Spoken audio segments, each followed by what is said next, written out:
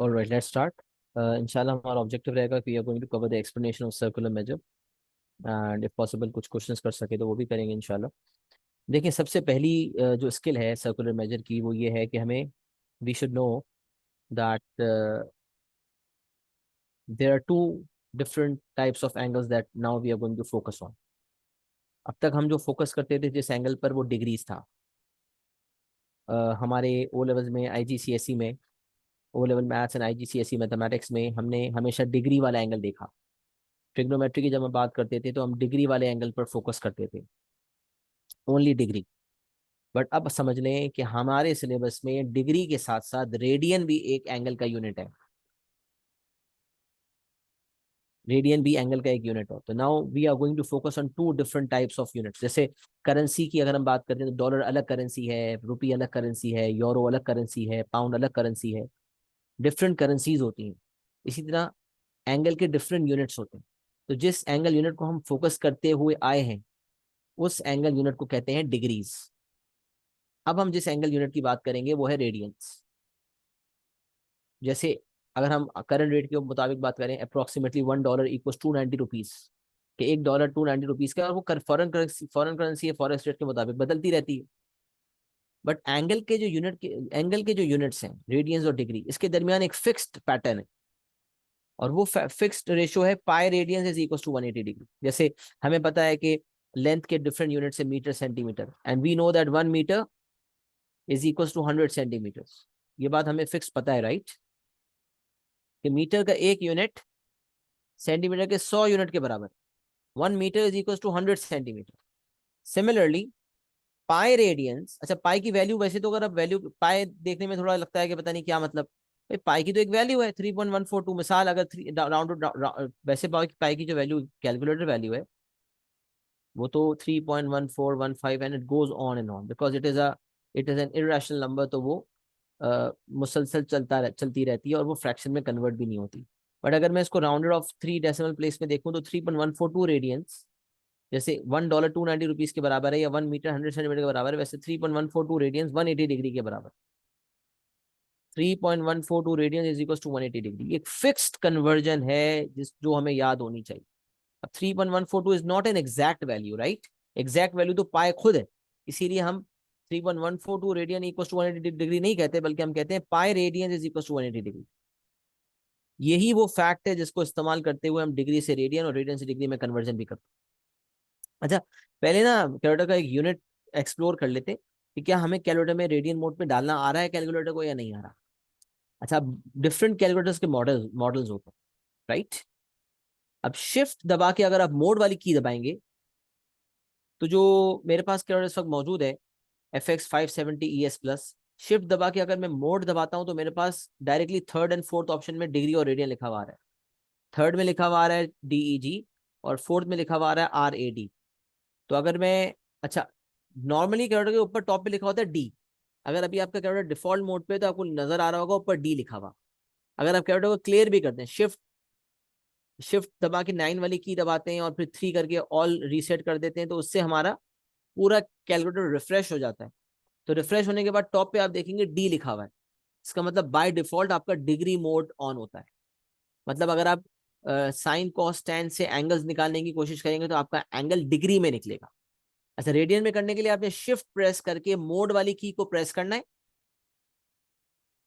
और प्रेस करने के बाद ना आपके पास जो पुराने वर्जन है उसके अंदर डायरेक्टली DEG और RAD लिखा होता है। मेरे पास थर्ड पे DEG है और फोर्थ पे RAD है। तो मैं फोर्थ जैसे ही दबाऊंगा ना, अच्छा, तो ऊपर R लिखा हुआ आ जाएगा, मतलब रेडियन मोड पे कन्वर्ट हो गया। अब जब मैं एंगल कैलकुलेट करूंगा ना ट्रिग्नोमेट्री को इस्तेमाल करते हुए साइन कॉस टेन से, तो मेरे पास एंगल रेडियंस में निकलेगा।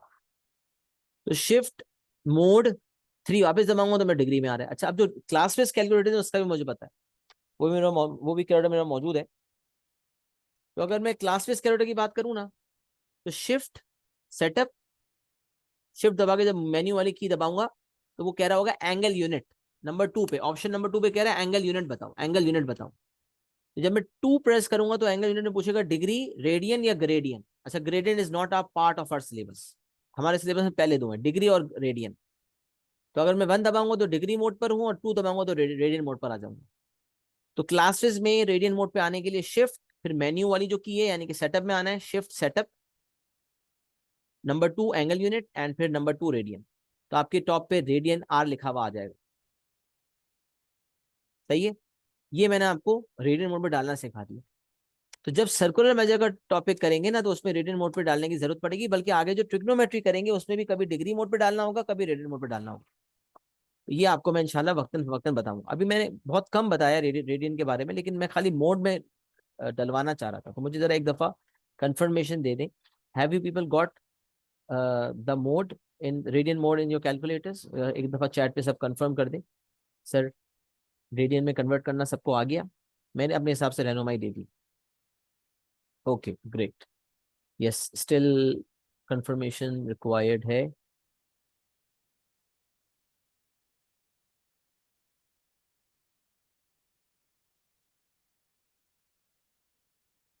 दिस मीन्स हमें पता चल गया कि हमें कैलकुलेटर को रेडियन मोड पे डालना समझ आ गया। सही है सबको? चलें, ग्रेट हो गया।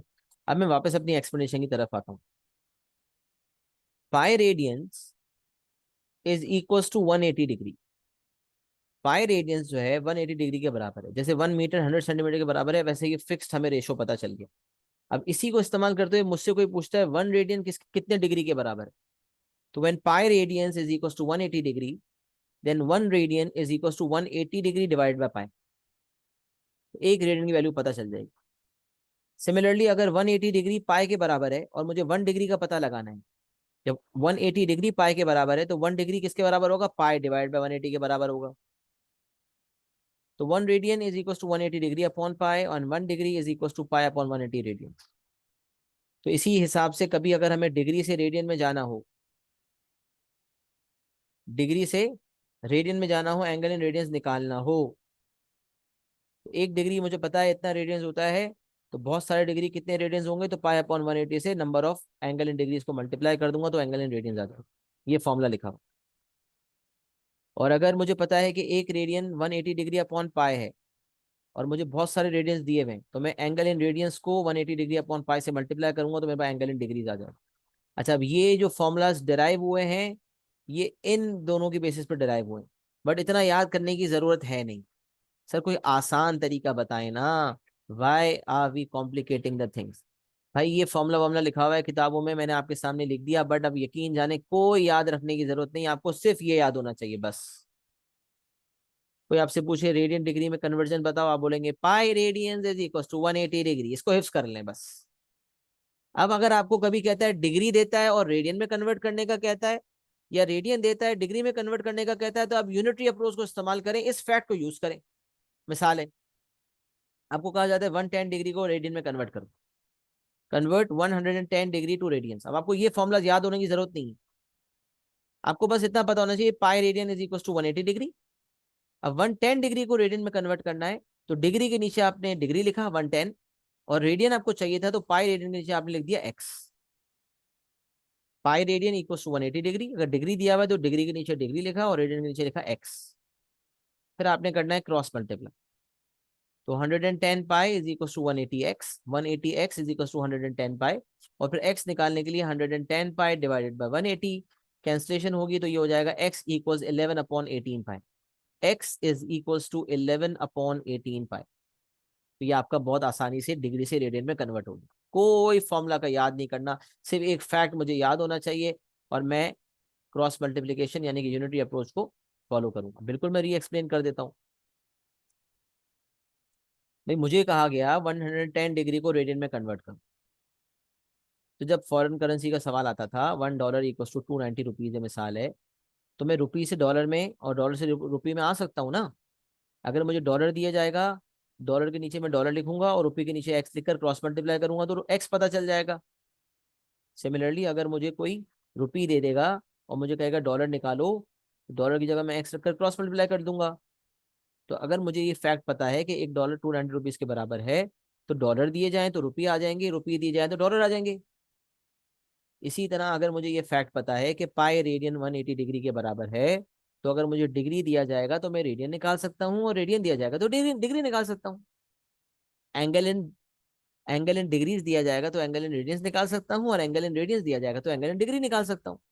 तो अब यहाँ पर मुझे एंगल इन डिग्रीज दिया हुआ था, तो पाई रेडियन 180 डिग्री के बराबर है।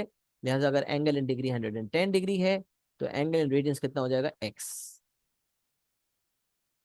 क्रॉस मल्टीप्लाई जब आप करेंगे तो ये 110 pi is equal to 180 x, और एक्स निकालने के लिए आप 180 को डिवाइड करेंगे तो जीरो जीरो कट जाएगा, 11/18 पाई आंसर आ जाएगा। तो 110 डिग्री इज इक्वल टू 11/18 पाई। जी सब आपका सवाल था, क्लियर हो गई बात?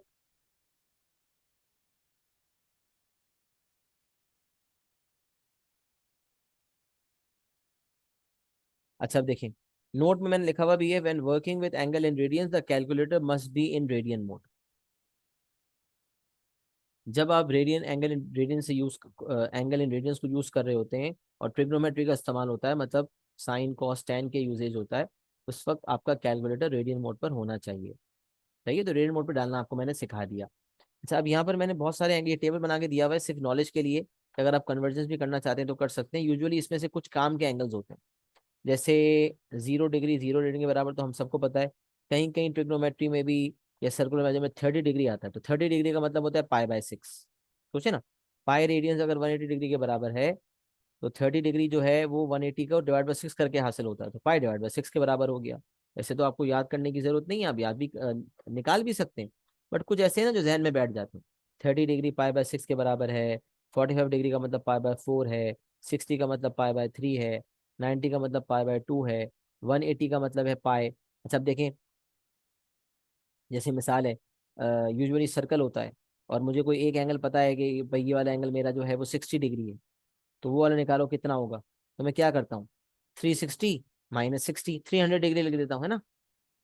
लेकिन अब अगर मुझे कोई लेट सपोज सर्कल बना के देगा, उस सेक्टर का एंगल मुझे देगा, भाई सेक्टर का एंगल पाई/3 है, पाई/3 है मिसाल है। अब पूछेगा ये वाला एंगल बताओ, तो 360 माइनस पाई बाय थोड़ी करूंगा, 360 - पाई/3 थोड़ी करूंगा, बल्कि 360 डिग्री को तो 2 पाई कहते हैं। तो 2 पाई - पाई/3 करूंगा तो मेरे पास ये वाला एंगल आ जाएगा, 2 पाई - पाई/3। तो जैसे 360 माइनस एंगल होता था, अब 2 पाई माइनस एंगल होगा, क्यों? क्योंकि भाई 360 डिग्री जो है 2 पाई के बराबर है, यहाँ लिखा हुआ नहीं है, लेकिन ये बात हमें पता होनी चाहिए कि 360 डिग्री इज इक्वल टू 2 पाई। अच्छा इसी तरह अगर मुझे let suppose angle angle on straight line के मुताबिक अगर मुझे एक एंगल दिया हुआ है 30 और मुझे कहता है दूसरा एंगल निकालो, तो 180 माइनस 30 करता हूँ ना, तो 150 डिग्री आ जाता है। ये एंगल डिग्रीज में होता है। लेकिन अब लेट सपोज अगर मुझे कोई एंगल दे देगा, 30 की जगह दे देता है पाई/6, और मुझे कहता है दूसरा वाला एंगल बताओ, तो ये वाला एंगल होगा पाई - पाई/6। तो जहां मैं 360 डिग्री लेता था वहां अब मैं 2 पाई लूंगा, और जहां मैं पाई लेता था, सॉरी, जहां मैं 360 डिग्री लेता था वहां मैं 2 पाई लूंगा, और जहां मैं 180 डिग्री लेता था वहां मैं पाई लूंगा। तो स्ट्रेट लाइन पे अब एंगल सम पाई होगा, और सर्कल सर्कल का जो एंगल होता है वो 2 पाई होगा। तो ये सारी चीजें रेडियन में होंगी। तो जो हमारे काम के अक्सर यूजेज में आते हैं वो 30 डिग्री, 45 डिग्री, 60 डिग्री के पाई/6, पाई/4, पाई/3, 90 डिग्री यूज होता है पाई/2, 180 डिग्री पाई होता है। फिर ट्रिग्नोमेट्री में हम जाएंगे तो हमें 270 डिग्री भी देखना पड़ता है, 3 पाई/2। 360 डिग्री मैंने आपको बता दिया 2 पाई।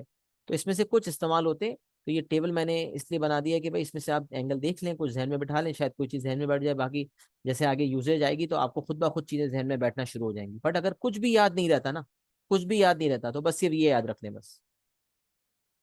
क्योंकि अगर एग्जाम में बैठे बैठे आपसे कोई कहेगा पाई/3 रेडियन, तो आप यहीं पाई/3 करेंगे, डिवाइड बाय 3 करेंगे, तो यहाँ डिवाइड बाय 3 करने के बाद खुद पता चल जाएगा कि पाई/3 60 डिग्री के बराबर। पाई/4 निकालना चाहते हैं तो डिवाइड बाय 4 करेंगे, तो 180/4 45 डिग्री के बराबर हो जाएगा। तो आपको खुद ब खुद चीजें समझ आना शुरू हो जाएंगी।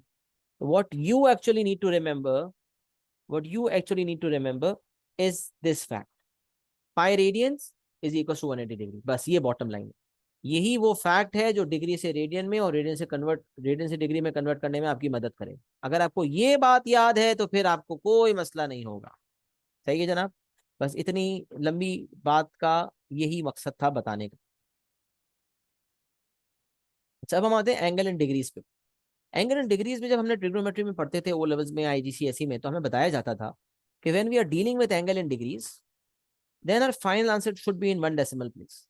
नॉन एंगल्स के लिए, यानी कि एरिया, पेरीमीटर, लेंथ, हर चीज, अगर नॉन एंगल है, एरिया है, पेरीमीटर है, या उसके अलावा कोई भी XYZ कैलकुलेशन आपको करनी है, अगर एंगल इन डिग्रीज के अलावा चीज है, तो फिर उसमें हमें वर्किंग की रिक्वायरमेंट क्या थी कि हम फाइनल आंसर 3 सिग्निफिकेंट फिगर्स में देते हैं और वर्किंग 5 सिग्निफिकेंट फिगर्स में करते हैं, अनलेस अदरवाइज स्टेटेड। मतलब खामोशी है तो ये फॉलो करेंगे, कुछ और इंस्ट्रक्शन दी हुई है सवाल में उसको फॉलो करेंगे, लेकिन अगर खामोशी है तो फिर जनरल गाइडलाइंस दी है।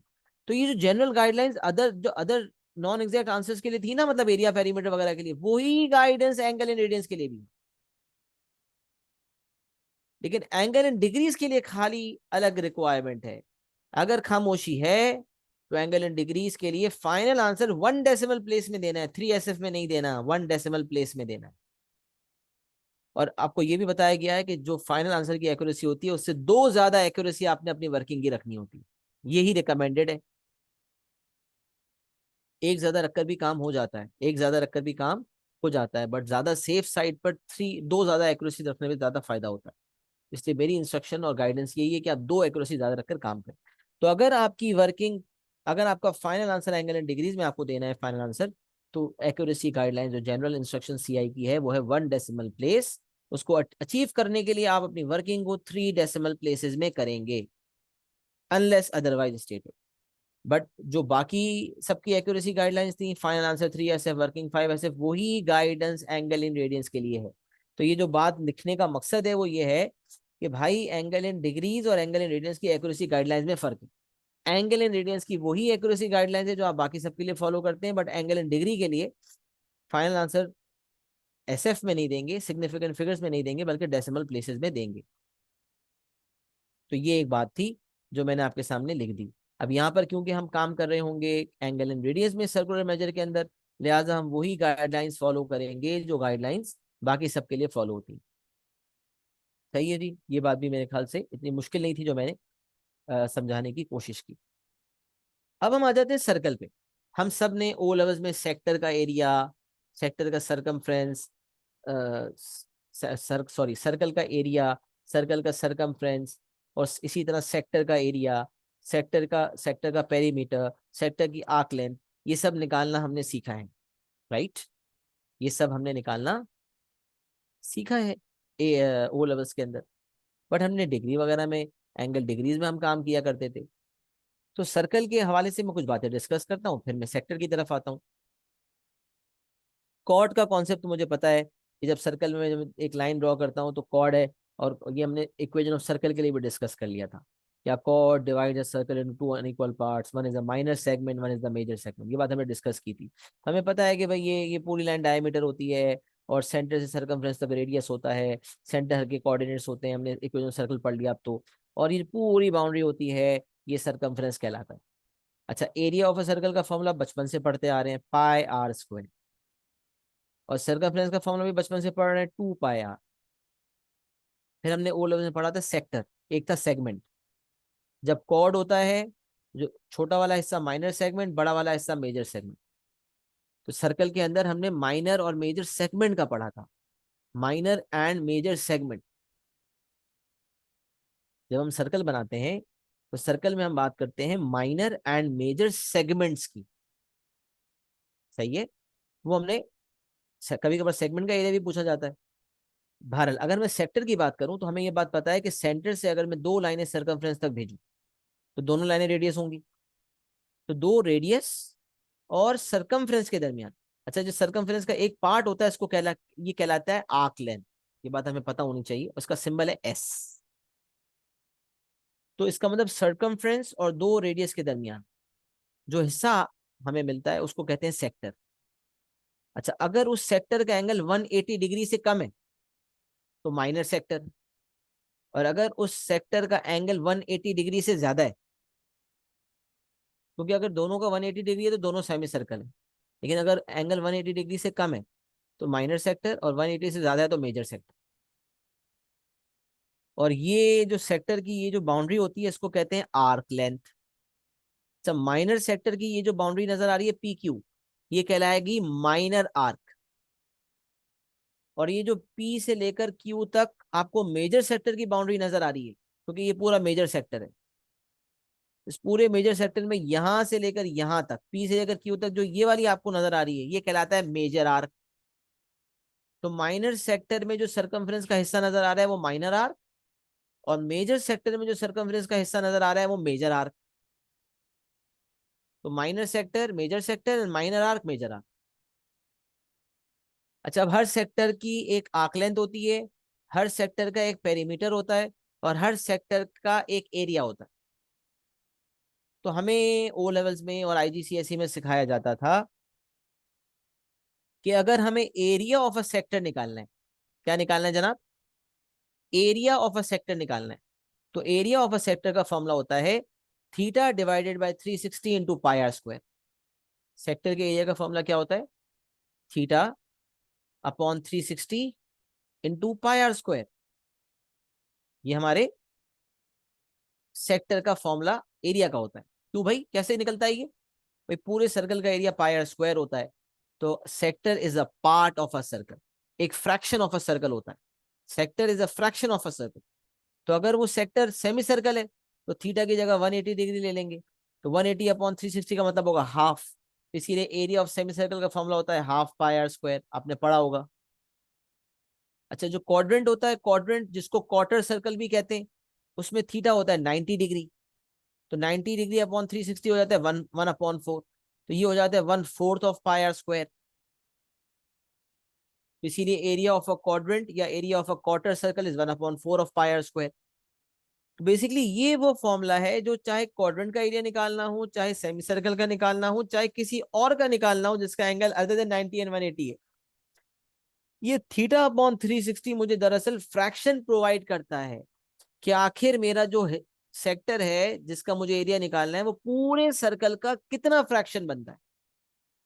तो जब मैं थीटा अपॉन 360 करता हूं तो मुझे फ्रैक्शन का पता चल जाता है। तो पाई आर स्क्वायर पूरे सर्कल का एरिया का फॉर्मूला है, और थीटा अपॉन 360 करने से मुझे वो फ्रैक्शन का पता चल जाता है जो उस सेक्टर का फ्रैक्शन है, as a fraction of a whole circle, पूरे सर्कल का जितना फ्रैक्शन होता है। तो इसलिए फॉर्मूला क्या बन गया? Theta upon 360 multiply by pi r square. अच्छा, अब ये जो फॉर्मूला है ना, ये एंगल इन डिग्रीज के लिए।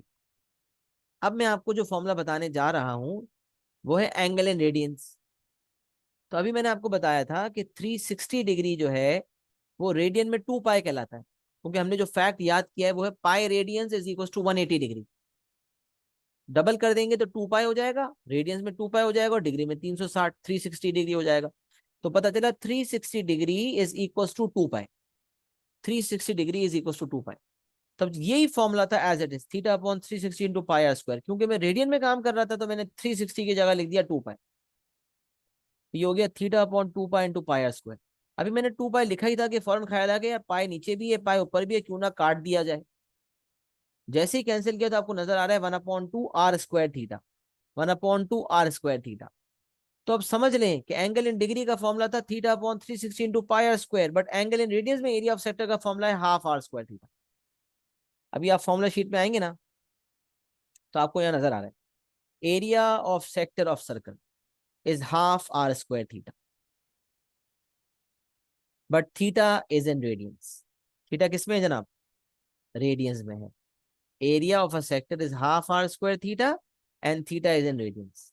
तो यही बात वहां लिखी हुई है कि area of a sector is half are square theta if theta is in radians. Angle अगर डिग्रीज में है तो यही formula theta upon 360 into pi r square. अगर एंगल रेडियंस में है तो फॉर्मूला हो जाएगा हाफ आर स्क्वायर थीटा। बोलना भी ज्यादा आसान है, देखिए theta upon 360 into pi r square, बोलने में कितना टाइम लग रहा है, और एंगल इन रेडियंस में एरिया का फॉर्मूला है half are square theta, very simple. अच्छा, अब ये हाफ आर एस क्या लिखा हुआ है ये मैं आपको थोड़ी देर बाद बता देता हूँ, आगे जब आर्क लेंथ का बता दूं। तो मुझे बताएं, एरिया ऑफ सेक्टर की बात आप लोगों को समझ आ रही होगी यकीनन, इतनी मुश्किल तो नहीं है। मैं एक साथ ही एक्नॉलेजमेंट ले लेता हूँ फिर। अच्छा, arc length of a sector क्या होती है मैंने आपको पहले ही बता दिया कि ये जो हिस्सा है ये आर्क लेंथ कहलाती है। अगर माइनर सेक्टर की बाउंड्री है तो माइनर आर्क, और अगर ये मेजर सेक्टर की बाउंड्री है तो this will be called major arc. तो बॉटम लाइन ये कि अगर मुझे आर्क लेंथ निकालनी है जिसका सिंबल है एस, मतलब मुझे अगर एस निकालना है, आर्क लेंथ निकालनी है, तो एंगल एंड डिग्री के लिए जो फॉर्मूला हम पढ़ते थे वो पढ़ते थे theta upon 360 into 2 pi r, क्योंकि ये फॉर्मूला सर्कमफ्रेंस का 2 पाई आर है। तो आर्क लेंथ बेसिकली पूरे सर्कल का एक पार्ट होती है आर्क लेंथ। लिहाजा वो कितना पार्ट है उससे फ्रैक्शन देख लेते हैं, सेक्टर का एंगल देख लेते हैं, उससे फ्रैक्शन आ जाता है, थीटा अपॉन 360 और 2 पाई से मल्टीप्लाई कर देते हैं। लेकिन अगर एंगल इन रेडियंस है तो 360 की जगह हम क्या लिख रहे होंगे, 2 पाई। तो 360 डिग्री की जगह अभी 2 पाई मैंने लिखा ही था, कि पता चला यार 2 पाई और 2 पाई तो कैंसिल हो रहे हैं। जैसे ही कैंसिल किया तो पता चला आर थीटा। अब जो इतना लंबा फॉर्मूला था डिग्री में हुआ करता था आर्क लेंथ का, theta upon 360 into 2 pi r, radian में देखा तो इतना छोटा सा हो गया, s equals to r theta. मतलब क्या है भाई, रेडियस को एंगल से मल्टीप्लाई कर दे, बट वो एंगल डिग्री में नहीं होना चाहिए, वो एंगल रेडियंस में होना चाहिए। तो अगर एंगल इन रेडियंस है तो आर्क लेंथ का फॉर्मूला है s equals to r theta, और यही फॉर्मूला शीट में भी लिखा हुआ है। Arc length of circle is r theta, but कब, जब थीटा इन रेडियंस हो। तो area half are square theta and arc length r theta, but condition ये है कि थीटा रेडियंस में होना चाहिए। और आपके सामने जो फॉर्मुलाज ओ लेवल्स और आईजीसीएस में पढ़ा करते थे, उसमें 360 डिग्री की जगह जब 2 पाई रखा तो हमारे पास आर्क लेंथ का फॉर्मूला भी डिराइव हो गया, एस इक्वल्स आर थीटा, और एरिया भी डिराइव हो गया हाफ आर स्क्वायर थीटा। अच्छा, अब वैसे एरिया का फॉर्मूला यही है हाफ आर स्क्वायर थीटा, और आर्क लेंथ का है s equals to r theta. But एक और फॉर्मूला किताबों में लिखा होता है, वो है हाफ आर एस। अब वो कैसे, तो अगर हाफ आर स्क्वायर थीटा को आप ब्रेक करते हो, half r r theta, r square का मतलब 2 आर, तो half into r into theta. तो ये जो आर थीटा है ये आर्क लेंथ है, आर थीटा तो आर्क लेंथ होती है। तो अगर मैं इस आर थीटा को एस में कन्वर्ट कर देता हूं तो मेरा एरिया का फॉर्मूला बन गया half into r into s, half r r theta, ये आर थीटा मेरा बन गया एस, लिहाजा एरिया का फॉर्मूला बन गया हाफ आर एस। तो इस तरह से ये दूसरा फॉर्मूला है कि अगर हमारे पास कभी किसी सेक्टर की आर्क लेंथ हो, एंगल ना हो बल्कि आर्क लेंथ हो, तो एक तरीका तो ये है कि arc length s equal to r theta लगा के आप आर्क लेंथ से और रेडियस से थीटा निकाल लें, और जब थीटा आ जाएगा तो फिर हाफ आर स्क्वायर थीटा लगा के एरिया निकाल लें। एक तरीका तो ये है। दूसरा तरीका ये है कि अगर आपको शॉर्टकट में काम करना है तो बस रेडियस भी पता है आर्क लेंथ भी पता है, बस रेडियस को आर्क लेंथ से मल्टीप्लाई करके डिवाइड बाय 2 करें तो एरिया आ जाएगा। तो इसलिए पता होना चाहिए कि ये दूसरा फॉर्मूला भी एरिया का एग्जिस्ट करता है। जो फॉर्मूला शीट में देखा उसमें हाफ आर स्क्वायर थीटा है क्योंकि डायरेक्टली डिराइव होकर यही आता है, और आर्क लेंथ आर थीटा है क्योंकि यही आपके सामने फॉरन ऑप्टेन होता है। लेकिन एस इक्वल्स आर थीटा को और हाफ आर स्क्वायर थीटा को जब इस्तेमाल करें तो फिर हमें पता चल जाता है कि एरिया का एक और फॉर्मूला वजूद में आ जाता है, and that is half R S. अच्छा, अब एक होती है आंकलन, एक होता है पेरीमीटर। पेरीमीटर कभी भी किसी रीजन का निकालना हो, सेक्टर का पेरीमीटर निकालने का, किसी भी रीजन का पेरीमीटर निकालने का मतलब है, किसी भी डायग्राम का पेरीमीटर निकालने का मतलब है sum of all outer boundaries, तमाम एक्सटर्नल बाउंड्रीज का सम। तो अगर मुझे इस सेक्टर का एरिया निकालना होगा, सॉरी सेक्टर का पेरीमीटर निकालना होगा, तमाम बाउंड्रीज का सम। तो इस सेक्टर में आप देख सकते हैं आंकलन भी है और 2 रेडियस भी हैं, यह भी आपने ओ लेवल्स में सीखा है। तो यहाँ देख सकते हैं पेरीमीटर का फॉर्मूला है आंकलन प्लस 2 टाइम्स रेडियस। सेक्टर जब बनता है तो 2 रेडियस होते हैं और एक आर्क लेंथ होती है, तो एस प्लस 2 टाइम्स रेडियस, और एस का फॉर्मूला आपने अभी डिराइव किया आर थीटा, तो ये हो गया आर थीटा प्लस 2 आर। इसमें मजीद अगर आप डिराइव करें तो आर कॉमन लिया तो थीटा प्लस 2, तो आर और थीटा प्लस 2 मल्टीप्लाई करेंगे पेरीमीटर आ जाएगा, बट इतनी लंबी करने की जरूरत नहीं है, बस आसान रखते हैं। एस प्लस 2 आर है, आर्क लेंथ आर थीटा है, 2 टाइम्स रेडियस किया और हमारा ऐड करके आंसर आ गया। तो ये पेरीमीटर ऑफ अ सेक्टर हो गया। तो मुझे जरा बताएं कि क्या आपको ये जो एरिया ऑफ सेक्टर और पेरीमीटर ऑफ सेक्टर, आकलन ऑफ सेक्टर के फॉर्मूलाज रेडियंस में डिराइव हुए हुए, क्या ये डेरिवेशन समझ आ गई है? क्या ये बिल्कुल क्लियर हो गया है कि अगर एंगल इन रेडियंस होगा तो कैसे एरिया और कैसे हमारे आकलन और कैसे पेरीमीटर आएगा? एक दफा इसकी एक्नॉलेजमेंट दे दें।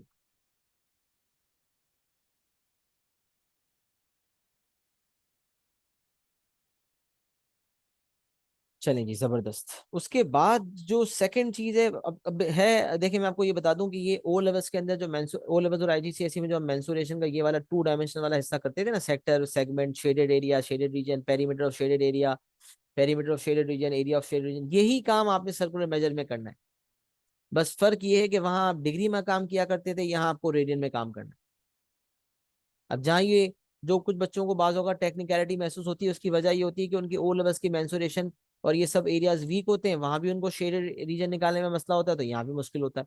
तो कुछ सवाल ऐसे होते हैं जिसमें हमें थॉट प्रोसेस के थ्रू सोचना पड़ता है कि भाई पहले क्या निकालना है फिर क्या निकालना है, किस तरह से शेडेड रीजन का एरिया आएगा, किस तरह से शेडेड रीजन का पेरीमीटर आएगा, तो सोचना पड़ता है।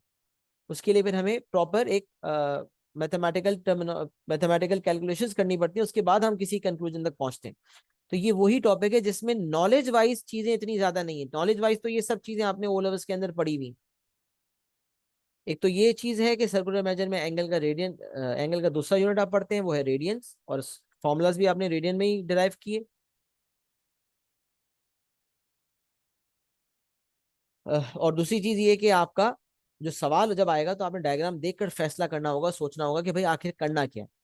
तो जिसकी जितनी विजुअलाइजेशन स्किल्स अच्छी होंगी, डायग्राम को डील करने की स्किल्स अच्छी होंगी, वो इस टॉपिक को बासानी समझ भी सकेगा और सीख भी सकेगा इंशाल्लाह। सही है। तो अब हम यहाँ बात करते हैं area and perimeter of shaded reason की। अगर हमें शेडेड रीजन का पेरीमीटर निकालना, एरिया निकालना होता है, तो वैसे तो एरिया निकालने के लिए कोई फिक्स्ड मेथड नहीं है, बट बुक्स में जो सवालात होते हैं ना उसमें ये बताया जाता है कि अगर आप एरिया ऑफ शेडेड रीजन निकालना चाहते हैं तो 3 स्टेप अप्रोच को फॉलो करें। Step number 1, find the total area. Step number 2, find the area of unshaded region. And step number 3, subtract the area of unshaded region from total area to find the area of shaded region. 3 step approach कहलाती है। Step number 1, find the total area. Step number 2, find the area of unshaded region. And step number 3, find the area of shaded region by subtracting both of the uh, previous 2 areas. Total area में से unsaid reason का area minus कर देंगे तो shade reason का area दो। ये काफी जगह सुटेबल होता है, but this is not the only method. इसीलिए नोट फॉर्म में लिखा हुआ भी है, the method use to find area of shade region can vary as per the given diagram. भाई ये कोई फैसला नहीं कर सकते कि यही हमेशा लगेगा, डायग्राम के मुताबिक आपको अपनी खोपड़ी, अपना दिमाग इस्तेमाल करना पड़ेगा। The more you use your brain the better you will be able to perform इंशाल्लाह। ये एरिया के लिए होता है, और ये अलग अलग मेथडोलॉजी सवाल टू सवाल वेरी करती है। एक चीज होती है पेरीमीटर ऑफ शेडेड रीजन। अच्छा, अक्सर लोग जो approach area of shaded reason के लिए फॉलो करते हैं ना, वही पेरीमीटर ऑफ शेडेड रीजन के लिए फॉलो करने की कोशिश करते हैं।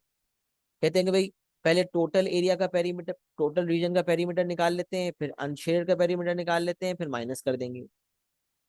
तो पेरीमीटर के लिए हम ये वाली अप्रोच फॉलो नहीं करते, बट पेरीमीटर का कॉन्सेप्ट आपको पता होना चाहिए, it is the sum of all outer boundaries. लेकिन जब शेडेड रीजन के पेरीमीटर की बात होती है तो perimeter of shaded region is sum of all shaded boundaries. Sum of all shaded boundaries, ये भी कह सकते हैं, और ज्यादा बेहतर है sum of all boundaries surrounding the shaded region. वो तमाम बाउंड्रीज जो शेडेड रीजन के इर्द गिर्द हैं, जिनके दरमियान ये शेडेड रीजन बंद है, उन तमाम बाउंड्रीज को ऐड करना है। पेरीमीटर ऑफ शेडेड रीजन निकालने के लिए वो तमाम बाउंड्रीज, जो वो तमाम बाउंड्रीज जिनके दरमियान शेडेड रीजन बंद है, उनको ऐड करना होता है। तो इसलिए लिखा हुआ भी है, perimeter of shaded region sum of all boundaries surrounding the shaded region. Shaded region को सराउंड करने वाली तमाम बाउंड्रीज का सम। अब ये हम जब सवालात करेंगे ना, तो उसके साथ इस कॉन्सेप्ट को हम अप्लाई कर देंगे। नॉलेज वाइज मैंने आपको रिपीट कर दिया, ये ओ लेवल वाला कॉन्सेप्ट, ये कोई नई चीज नहीं। अच्छा, फिर यहाँ पर आपके सामने area of minor and major segment आ जाता है। इसको मैं थोड़ी देर अगर क्लियर करना चाहूँ तो बिल्कुल कर सकता हूँ। अब आपको ये मैंने कॉन्सेप्ट बताया कि a line joining 2 points on the circumference of a circle is known as a chord. We all know this. A chord divides a circle into two unequal parts. One part is known as the minor segment and one part is known as the major segment. इसकी एक exception है कि एक cord longest chord होता है जिसको कहते हैं डायमीटर, वो अनइक्वल पार्ट्स में डिवाइड नहीं करता, वो इक्वल पार्ट्स में डिवाइड करता है, जो हम पहले भी इसको, इस कॉन्सेप्ट को रिविजिट कर चुके हैं जब हमने इक्वेशन ऑफ सर्कल पढ़ा था, और सर्कल प्रॉपर्टीज मैंने प्रॉपर रिव्यू करवाई। तो ये कॉर्ड है, एक माइनर सेगमेंट है, एक मेजर सेगमेंट है। अब अगर मुझे माइनर सेगमेंट का एरिया निकालना है तो पहले आप समझ लें कि ये फॉर्मूला ऐसे होता है कि अगर आप P को O से और O को Q से ज्वाइन कर लें तो ये एक सेक्टर आपके सामने आ जाएगा POQ, सेक्टर POQ। तो सेक्टर पीओक्यू में से अगर आप ट्राइंगल पीओक्यू माइनस कर दें तो आपके पास सेगमेंट का एरिया आ जाएगा। तो area of minor segment is equal to area of minor segment, जो नीचे वाला हिस्सा है, is equal to area of minor sector P X Q O minus area of triangle PO Q. Minor segment के लिए माइनर सेक्टर में से triangle का एरिया माइनस कर, तब माइनर सेक्टर का एरिया का फॉर्मूला क्या है भाई, अभी ऊपर पढ़ के आया, एरिया का फॉर्मूला होता है रेडियन में हाफ आर स्क्वायर थीटा। तो area of minor sector is half are square theta and area of triangle PO Q क्या होता है ये समझ लें। पीओ क्यू का अगर आप एरिया निकालना चाहेंगे तो आपको फॉर्मूला, एक तो ट्राइंगल है तो half into base into height भी हो सकता है, बट उसके लिए पी क्यू यानी कि कॉर्ड की लेंथ आपके पास होनी चाहिए। बट अगर कॉर्ड की लेंथ नहीं है तो आपने ओ लेवल आईजीसीएसई के मेंसुरेशन में पढ़ा होगा कि हाफ ए बी साइन सी वाला फॉर्मूला लगता है, मतलब half into side one into side two into sine of included angle, तो दो साइड्स नहीं है उनके दरमियान का एंगल। तो यहाँ पर एक साइड है आर, दूसरी साइड भी है आर, दोनों ही रेडियस है और उनके दरमियान जो एंगल है वो है थीटा। तो half into r into sine theta, half into r into sine theta, तो ये हो जाएगा half are square sine theta. Half into r यानी कि half into A into B into sine C होता है ना, तो half into r into sine theta, ये हो जाएगा half are square sine theta. तो एरिया ऑफ सेक्टर है half are square theta, area of segment है, एरिया ऑफ ट्राइंगल है half are square sine theta, minus करेंगे तो एरिया ऑफ सेगमेंट आ जाएगा half are square theta minus half are square sine theta. अच्छा, फिर अगर मैं हाफ आर स्क्वायर दोनों में कॉमन ले लूं तो ये फॉर्मूला शॉर्टकट फॉर्मूला बन जाएगा half are square bracket theta minus sine theta. But याद रखें ये फॉर्मूला सिर्फ तब वैलिड है जब थीटा रेडियंस में हो, when theta is in radians. देखिए मैंने लिखा हुआ अभी, area is half into r sine theta, half into r into sine theta, और इसी से half are square sine theta derive हुआ है। सही है, ये यहाँ तो लिखने की मेरी जरूरत है भी नहीं, ये मैंने नीचे लिखा हुआ भी है, where theta is measured in radians. नहीं लिखा हुआ है तो अच्छी बात है, अलग से हाईलाइट हो रहा है, थीटा को रेडियंस में होना चाहिए तब ये फॉर्मूलाज वैलिड हैं। अच्छा, फिर मैंने एक ऐसी एक्टिविटी भी करवाई थी कि अगर आपका कैलकुलेटर डिग्री मोड पर है, डिग्री मोड पर, तो डिग्री मोड पे कैलकुलेटर को आप रखते हैं और लिखते हैं साइन 30, तो आपका आंसर आता है हाफ। साइन 30 डिग्री की वैल्यू होती है हाफ। लेकिन अगर आप कैलकुलेटर को रेडियन मोड पे लिखते हैं, कैलकुलेटर को आप रेडियन मोड पर रखते हैं, तो रेडियन मोड पे अगर आप साइन 30 लिखेंगे ना तो आंसर हाफ नहीं आएगा, क्योंकि रेडियन मोड पर अगर आप रहते हुए डिग्री डाल रहे हैं तो ये गलती है। तो ये समझ लें कि आपका कैलकुलेटर अगर डिग्री मोड पर है तो आप लिखेंगे साइन 30, और अगर आपका कैलकुलेटर है रेडियन मोड पर, तो रेडियन मोड पे आप साइन ऑफ एंगल की जगह आप एंगल डिग्री में नहीं लिखेंगे बल्कि रेडियन में लिखेंगे। आई रिपीट, अगर आपका कैलकुलेटर डिग्री मोड पर है तो साइन कॉस या टेन के साथ जो आप एंगल लिखने जा रहे हैं वो डिग्री में लिखेंगे, तो सही वैल्यू आएगी, जो कि इस केस में हाफ है। और अगर आपका कैलकुलेटर रेडियन मोड पर है, अगर आपका कैलकुलेटर रेडियन मोड पर है तो फिर आपको एंगल की जगह डिग्री वाला एंगल नहीं लिखेंगे बल्कि रेडियन वाला लिखेंगे। तो मिसाल है, अगर आपको यहाँ पर एंगल थीटा दिया हुआ है 30 डिग्री, और आप फॉर्मूला इस्तेमाल करना चाहते हैं half are square sine theta, और आपका कैलकुलेटर रेडियन मोड पर है, तो आप थीटा की जगह 30 डिग्री नहीं लिखेंगे बल्कि पाई/6 लिखेंगे। डिग्री मोड पे साइन 30 हाफ वैल्यू देगा और रेडियन मोड पे साइन पाई/6 वैल्यू देगा हाफ। तो क्योंकि हमारा सारा काम रेडियंस में हो रहा है, लिहाजा साइन कॉस या टेन भी जहां इन्वॉल्व होगा वहां हम एंगल रेडियंस में ही लेंगे।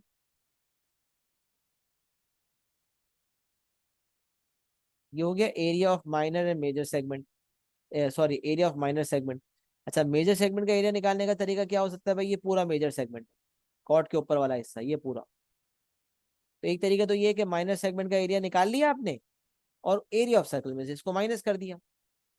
अगर आप मेजर सेगमेंट का एरिया निकालना चाहते हैं तो पहले माइनर सेगमेंट का एरिया निकाल लिया, फिर पूरे सर्कल के एरिया में से माइनस कर दिया। तो area of major segment is equal to area of circle minus area of minor segment. एक तरीका तो ये है, क्योंकि माइनर सेगमेंट और मेजर सेगमेंट मिला के सर्कल बनता है। सर्कल में से अगर माइनर सेगमेंट को माइनस कर देंगे, सर्कल के एरिया में से माइनर सेगमेंट के एरिया को माइनस कर देंगे, तो मेजर सेगमेंट का एरिया आ जाएगा।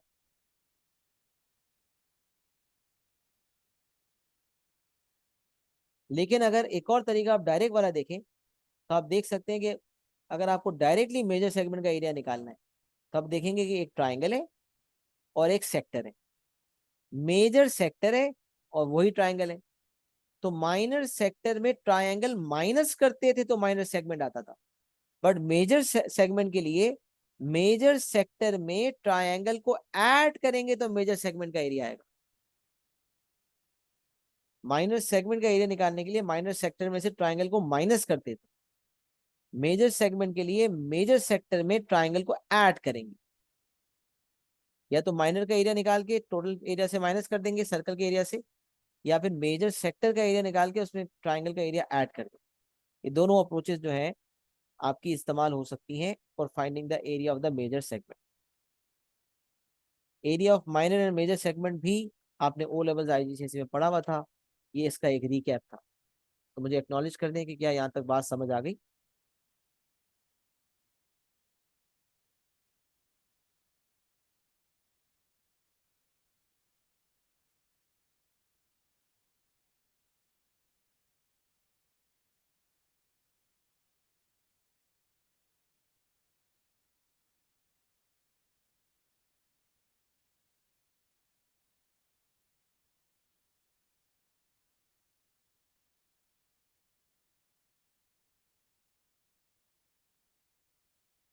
नहीं, रेडियंस का कोई सिंबल नहीं होता।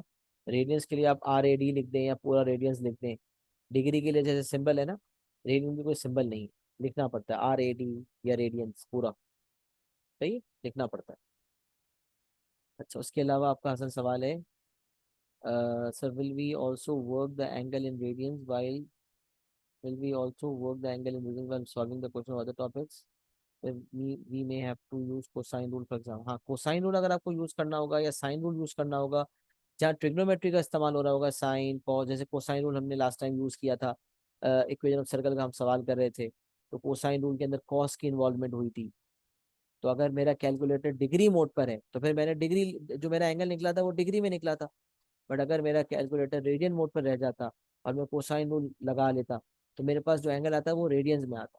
अब अगर उसने कुछ भी नहीं कहा, खामोश है वो, तो वो डिग्री रेडियन दोनों में दे सकते हैं अगर खामोश है तो। लेकिन लिखना पड़ेगा कि डिग्री वाला है तो डिग्री का साइन लगाना पड़ेगा, और रेडियन है तो रेडियंस लिखना पड़ेगा।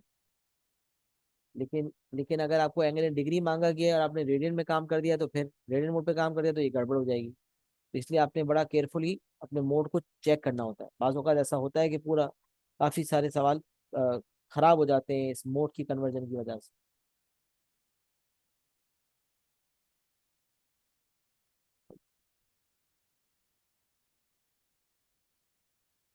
हाँ, तो जब खामोशी है तो यूजुअली हम डिग्री में ही आंसर दे रहे होते हैं। बट अगर आप रेडियन में आंसर लिखने के बाद रेडियंस लिख भी देंगे तो MS में वो एक्सेप्टेड हो जाएगा। बट रिकमेंडेड यही है कि सर्कुलर मेजर के लिए रेडियन में काम करें, और ट्रिग्नोमेट्री में जहाँ डोमेन वगैरह रेडियंस में हो, जब कहेगा रेडियंस में तो रेडियंस में काम करेंगे, लेकिन बाकी टॉपिक्स में आप डिग्री में ही काम करें। यूजुअली वो डिग्री में ही काम कर रहा होता है। बट अगर खामोशी है, डिग्री का नहीं लिखा हुआ, तो फिर वो डिग्री रेडियन दोनों में एक्सेप्ट जरूर करता है। अच्छा, बाकी यहाँ पर जो है ओ लेवल्स की ट्रिग्नोमेट्री का जिक्र है कि यहाँ पर sine rule, cosine rule, area formula सब इस्तेमाल होते हैं। तो एरिया फार्मूला तो अभी हमने अप्लाई भी किया था। तो अगर नॉन राइट एंगल ट्राइंगल है, तो एरिया ऑफ ट्राइंगल का फार्मूला होता है हाफ AB साइन C।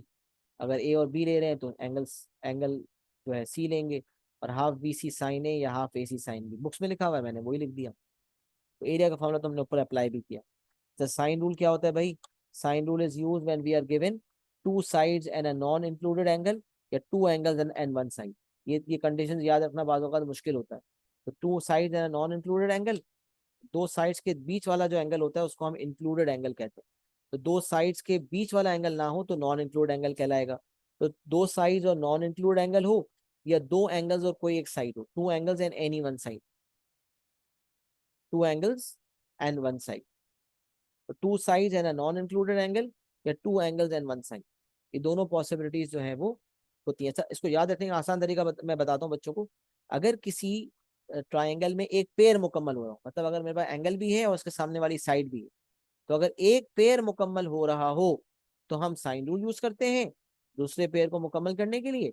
लेकिन अगर हमारे पास एक भी पेयर मुकम्मल नहीं हो रहा, मतलब तीनों साइड्स गिवन है, तो एंगल कोई नहीं, तो कोई पेयर मुकम्मल हो ही नहीं रहा, क्योंकि एंगल के सामने उसकी साइड होती है। तो अगर एंगल और साइड दोनों गिवन है, एक पेयर मुकम्मल है, तो साइन रूल यूज होगा। और अगर साइड एंगल साइड है, मतलब ये है और एंगल है, तो जिस जो एंगल है उसका साइड नहीं है, जो साइड है उसका एंगल नहीं है, तो पेयर मुकम्मल नहीं हो रहा। तो अगर हमारे पास दो साइड और known to sides and included angle है, या तीन साइड्स है, जो कि कोसाइन रूल्स की यूजेस की कंडीशन है, उस केस में हम देखेंगे कि ट्राइंगल के अंदर डाटा जो है उसमें एक पेयर मुकम्मल नहीं होता। पेयर मुकम्मल नहीं होता तो वी यूज कोसाइन रूल, और जब पेयर मुकम्मल होता है तो साइन रूल। आसान भाषा में, कंडीशंस याद नहीं है, अगर एक पेयर मुकम्मल हो रहा है एंगल और साइड का, तो तो साइन रूल लगेगा, वरना कोसाइन रूल लगेगा। कोसाइन रूल क्या है भाई, इसके दो वर्जन होते हैं। Sine rule A upon sine A equals B upon sine B equal C upon sine C, या इसको रेसिप्रोकल में भी लिख सकते हैं, sine A, sine B upon B, sine C upon C. इनमें से कोई भी दो लेते हैं, उसको इक्वेट करके हमें कुछ हासिल हो जाता है। कोसाइन रूल के दो डिफरेंट वर्जन हैं, कोसाइन रूल के दो डिफरेंट वर्जन लिखे हुए हैं। कोसाइन रूल के दो डिफरेंट वर्जन होते हैं, एक होता है साइड एंगल साइड वाला वर्जन, और एक होता है साइड साइड साइड वाला वर्जन। ये दोनों वर्जन हमारे कोसाइन रूल के यूज होते हैं। The cosine rule is used when we are given two side and non included, two side included angle, या तीन साइड्स। अच्छा, अगर साइड दो साइड्स और इंक्लूडेड एंगल है, तो कोसाइन रूल से हमें क्या मिलता है, ओ लेवल ट्रिग्नोमेट्री का रिकॉल है ना। अगर मेरे पास लेट सपोज ए है और बी है और एंगल सी है, तो जो एंगल गिवन है उसके सामने वाली साइड मिलती है, तो जो साइड मिलती है उसी को सब्जेक्ट बनाते हैं कोसाइन रूल का। सी स्क्वायर इज इक्वल टू, जो दो गिवन साइड्स हैं ए और बी, उनका स्क्वायर ऐड करेंगे, A square plus B square minus two A B, और जो इंक्लूड एंगल है उसका कॉस सी। जो दो साइड्स और इंक्लूड एंगल दिया हुआ है उसके सामने वाली साइड निकलेगी, उसको सब्जेक्ट बनाएंगे, C square equals A square plus B square minus two A B cos. अच्छा, इसी फॉर्मूला को रीअरेंज करता हूँ तो एस एस एस वाला वर्जन भी आ जाता है। भाई इसको मैं अगर लेफ्ट पे ले जाऊँ और इसको राइट पर ले आऊँ, तो A square plus B square minus C square आ जाएगा, और माइनस टू ए बी वहां जाके प्लस टू ए बी हो जाएगा, क्रॉस मल्टीप्लाई होकर नीचे टू ए बी आ जाएगा। तो अगर मैं इस वाले फॉर्मूला को रीअरेंज करूँ तो नीचे वाला आ जाता है। तो सर क्या नीचे वाले वर्जन ऊपर वाले वर्जन दोनों याद होने चाहिए? नहीं, अगर सिर्फ ऊपर वाला याद है तो भी सही है, अगर सिर्फ नीचे वाला याद है तो भी सही है, लेकिन बेहतर है आपको दोनों याद हो जाए। तो एक पर्सपेक्टिव तो ये है कि जब ऐसे ऐसे होगा तो आपके सामने सामने वाली गिवन एंगल के सामने वाली साइड आएगी, उसी को सब्जेक्ट बनाएंगे, आपका फॉर्मूला बन जाएगा। और अगर आपके पास तीनों साइड्स हैं, ए बी और सी, तीनों साइड्स हैं, आपको लेट सपोज एंगल सी निकालना, तो जो एंगल निकालना है ना, उसको इंक्लूड करने वाली दोनों साइड्स का स्क्वायर ऐड होता है, और उसके सामने वाली जो साइड है उसका स्क्वायर सब्ट्रैक्ट होता है। और जो दो इंक्लूडेड साइड्स हैं, जो दो साइड्स हैं जो एंगल को इंक्लूड कर रही हैं, उनको टू से मल्टीप्लाई करके डिवाइड कर। तो अगर आप एक दफा बैठेंगे दोनों पर्सपेक्टिव से याद कर लेंगे, तो होता ये कि रीअरेंजमेंट का चक्कर जो है वो नहीं रहता। अगर आपने एस ए एस के लिए एक अलग वर्जन याद कर लिया और एस एस एस के लिए अलग वर्जन याद कर लिया, तो फिर आपको प्रॉब्लम नहीं होती। सही है। तो आप या तो कोई एक वर्जन याद कर लें, उसको रीअरेंज कर लिया करें, या फिर आप दूसरा वर्जन याद कर लें, दूसरा वाला वर्जन याद कर लें, उसको रीअरेंज कर लें, या दोनों याद कर लें कि भाई जब साइड एंगल साइड होगा तो मैं ऊपर वाला वर्जन यूज करूंगा, और जब एस एस एस होगा तो मैं नीचे वाला वर्जन यूज करूंगा। याद रखने का तरीका बता दिया कि ऐसे एस में जो इंक्लूडेड एंगल होता है उसके सामने वाली साइड को हम फॉर्मूला का स्टार्टिंग पॉइंट बनाते हैं, सी स्क्वायर।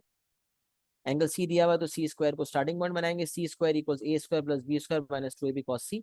तीनों साइड्स गिवन है, तो जो एंगल निकालना होगा उस एंगल के सामने वाली साइड को सब्ट्रैक्ट करेंगे, बाकी दोनों साइड्स का स्क्वायर ऐड करेंगे, तो A square plus B square minus C square, और जिन दो साइड्स को ऐड किया है उसी को टू से मल्टीप्लाई करके डिवाइड करेंगे। ये फॉर्मूला याद करने में मैंने आपकी थोड़ी हेल्प भी कर दी। तो ये दरअसल जो है आपका सर्कुलर मेजर का की एक्सप्लेनेशन। अच्छा, अब देखें, ये आपकी एक्सप्लेनेशन मुकम्मल हो गई सर्कुलर मेजर की। अब आप सवाल करने की पोजीशन में है इंशाल्लाह। सही है। तो अब क्या कर सकते हैं सवाल, चले मैं एक सवाल दिखा भी देता हूँ फटाफट। क्वेश्चन वन कर लेते हैं खाली। The diagram shows a semi circle A B C. थोड़ी देर इसको मैं बिल्कुल क्लियर कर देता हूँ। The diagram shows semi circle A B C with centre O and radius 6। The point B is such that angle B O A is 90 degree and BD is an arc of a circle centre है। अच्छा, जैसे ही इसने कहा ना B D is an arc of a circle, इस सवाल को समझना जरूरी है। एक सेमी सर्कल है ए बी सी। अच्छा, सर्कुलर मेजर के काफी सारे सवाल में रेडियंस का जिक्र होता है। अब यहाँ जो एंगल दिया हुआ है ना 90 डिग्री लिखा हुआ है, तो आप ये ना समझें कि आपको डिग्री में काम करना है, ऐसा कोई मतलब नहीं। अगर कहीं एंगल का यूनिट स्पेसिफाइड नहीं है ना, तो आप सर्कुलर मेजर का सवाल डिग्री रेडियन दोनों में कर सकते हैं। बट आप देखें यार, रेडियन की फॉर्मूला इस्तेमाल करना ज्यादा आसान है।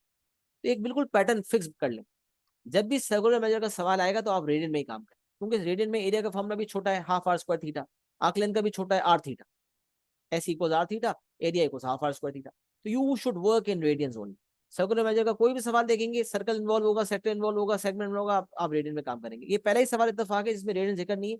बाकी आगे बहुत सारे सवाल आप देखेंगे जिसके अंदर रेडियन का जिक्र वैसे ही आ रहा है। देखो रेडियन का जिक्र यहाँ भी आ रहा है, फिर आप आगे वाले सवाल में आते हैं, यहाँ भी आपके सामने रेडियंस का जिक्र आ रहा है।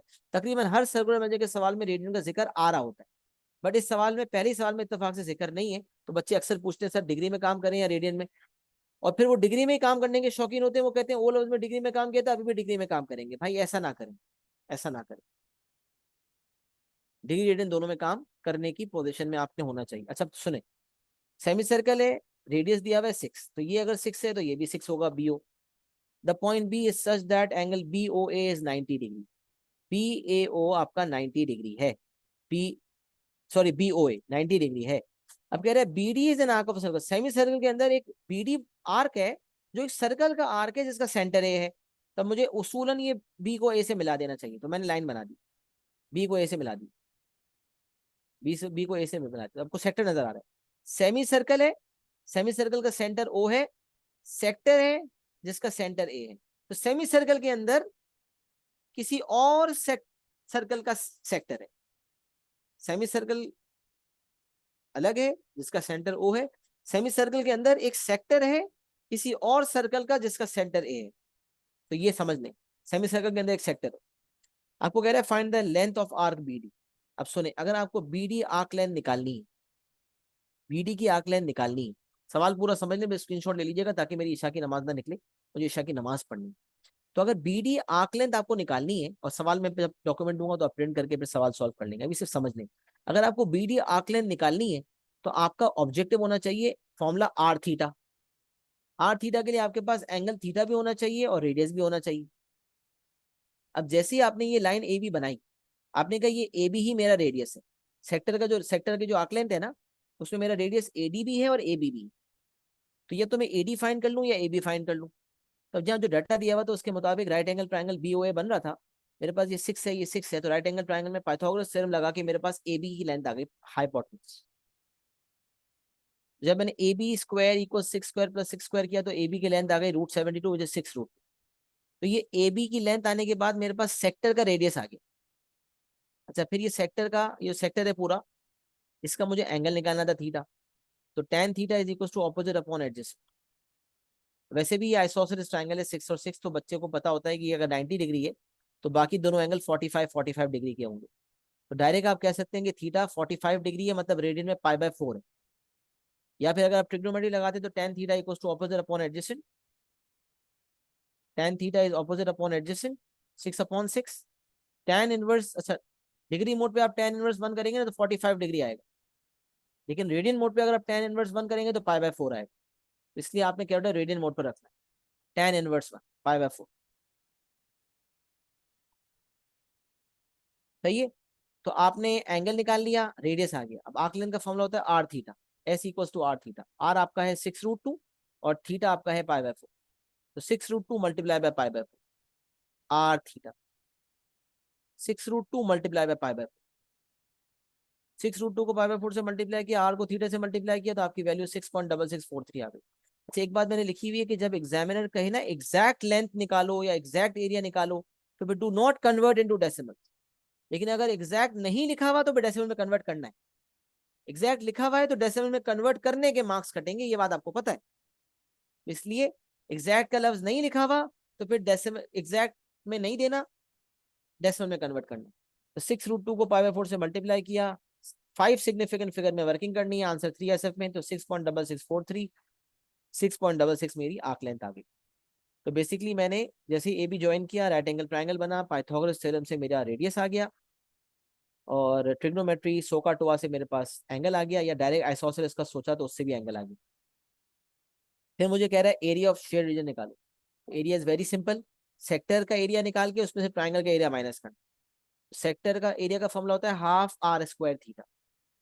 तो half are square theta, radius आपका 6√2 था, थीटा आपका π/4 है। तो हाफ आर स्क्वायर थीटा में से ट्राइंगल का एरिया माइनस करना है, और ट्राइंगल का area half A B sine C भी होता है, लेकिन यहाँ तो half into base into height ही लग जाएगा।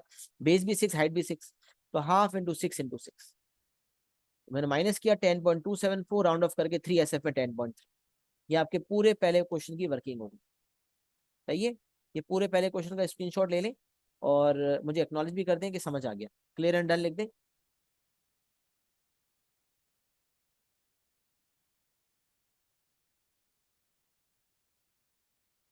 और स्क्रीनशॉट भी ले लें।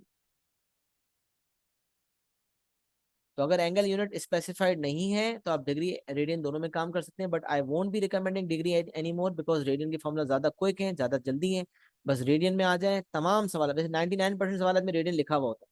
इस सवाल में नहीं लिखा हुआ था इत्तेफाकन, पहले ही सवाल में नहीं लिखा हुआ था, बट आदत बना लेंगे, सर्कुलर मेजर का सवाल देखेंगे, रेडियन में काम करेंगे। सही है, सर्कुलर मेजर की एक्सप्लेनेशन भी हो गई, पहला सवाल भी हो गया, बाकी सवाल इंशाल्लाह आपको करने का टास्क में देता हूँ, आप सवालात करेंगे इंशाल्लाह। रिकॉर्डिंग्स भी अवेलेबल होंगी, तो फिर आप सवालात इंशाल्लाह करने की पोजीशन में होंगे। भरपूर तरीके से सवालात करें, मसले मसाइल आएंगे तो डिस्कस करेंगे। अपना बहुत सारा ख्याल रखिएगा। अस्सलाम वालेकुम वरहमतुल्लाहि वबरकातुहू।